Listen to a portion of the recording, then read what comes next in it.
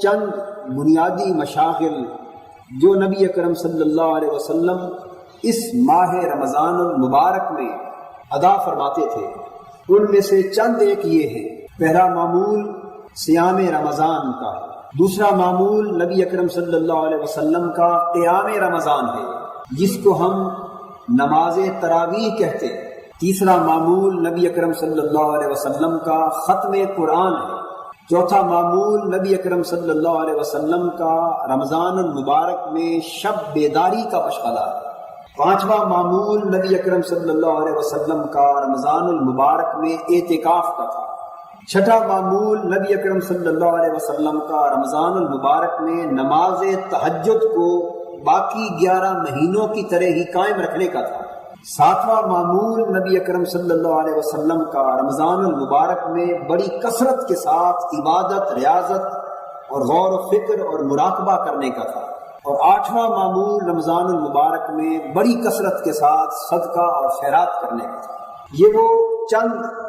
موٹے موٹے معمولات اور مشاغل نبوی ہیں جن کی روشنی میں ہم اس مقدس مہینے کو بہتر انداز کے ساتھ گزار سکتے ہیں۔ اللہ رب العزت کا سب سے پہلا حکم رمضان المبارک کے سلسلے میں فرض روزے رکھنے کا ہے، اس میں استثناء نہ کسی مرد کا ہے اور نہ کسی عورت کا۔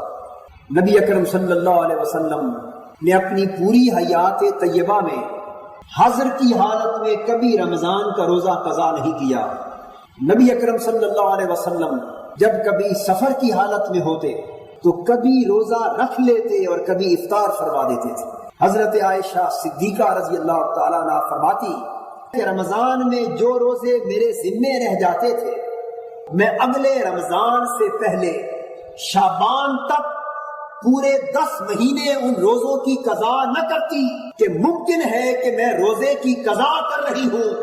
اور حضور مجھے اپنی خدمت کے لیے طلب فرما لے اور میں حضور کی خدمت سے محروم رہ جاؤں۔ حضور کی خدمت سے محروم نہ رہنے کے خیال سے 10 مہینے روزوں کی قضا کو طویل کرتی چلی جاتی۔ جب رمضان قریب آنے کو ہوتا تو شعبان میں حضور کی کثرت کے ساتھ روزے رکھتے تھے، اس لیے مجھے بھی بڑی آسانی سے روزے رکھنے کا موقع مل جاتا اور پچھلے رمضان کے روزوں کی قضا میں اگلے رمضان سے پہلے ماہ شعبان میں ادا کر لیتی تھی۔ اس سے فقہا نے یہ مسئلہ بیان کیا ہے کہ عورت نفلی روزہ بھی اپنی خامد کی اجازت کے بغیر نہیں رکھ سکتی۔ نبی اکرم صلی اللہ علیہ وسلم نے فرمایا تسحروا فإن فی السحور برکۃ، روزہ رکھنے والو سحری ضرور کیا کرو، تمہیں اندازہ نہیں کہ سحری کے کھانے میں بھی اللہ نے بڑی برکت رکھی۔ سحری کا کھانا بذات خود بڑی روحانیت اور بڑی برکت کا حامل۔ ایک برکت تو اس کی یہ ہے کہ سحری سے دن کے روزے کو مدد ملتی، اور ایک برکت یہ ہے کہ سحری سراسر نور ہے، سحری کھانے سے قلب و باطن کی ظلمتیں دور ہوتی اور انسان کے اندر کو روحانیت کا اجالا نصیب ہوتا۔ حضور نے یہ بھی فرمایا کہ ہمارے روزے اور یہودیوں کے روزے میں فرق یہ ہے کہ ہم سحری کرتے ہیں، یہودی سحری نہیں کرتے۔ اور پھر ایک لطف کی بات یہ ہے کہ سحری میں حضور نے تاخیر کو پسند فرمایا۔ نبی اکرم صلی اللہ علیہ وسلم نے فرمایا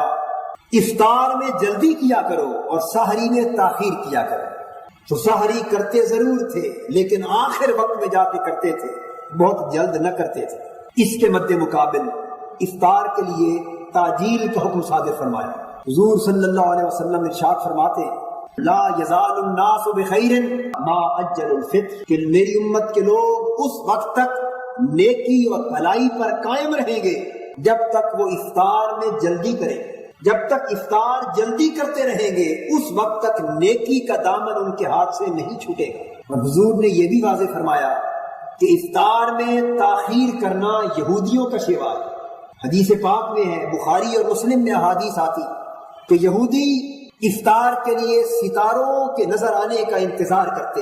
ستاروں کا انتظار کرتے، جب آسمان پر ستارے چمکنے لگتے ہیں تو یہودی تب افطار کرتے ہیں۔ اور اس کے برعکس حضور نے فرمایا کہ تم ستاروں کا انتظار نہ کیا کرو۔ جب مغرب میں حضور اشارہ فرما رہے ہیں،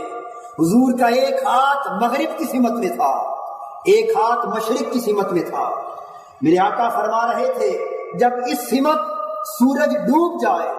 اور اس سمت رات کی تاریکی شروع ہونے لگے تو تم روزہ افطار کر لیا کرو.